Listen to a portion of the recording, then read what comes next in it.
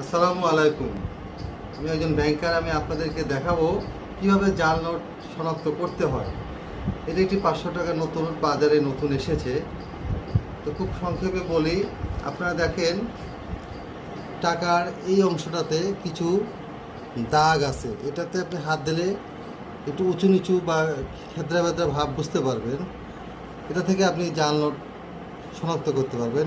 এছাড়াও আরও কিছু আছে। এই যে এখান থেকে একটা দেখেন কালো দাগ দেওয়া আছে, এটা দেখলেও বাংলাদেশ ব্যাংকের কথা লেখা আছে। এছাড়াও আমি আলোতে বুঝাই, এখানে দেখেন জলছাপে বাঘের ছবি দেখা যাচ্ছে। এটা দেখেও আপনি বুঝবেন যে এটি আসল নোট। এছাড়াও নিচ দিয়ে বাংলাদেশ ব্যাংকের কথা লেখা আছে।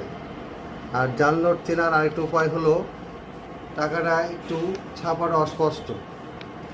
তা আশা করি আপনারা বুঝতে পেরেছেন। আপনারা এরপরে জাল নোট শনাক্ত করতে পারবেন। আসসালামু আলাইকুম।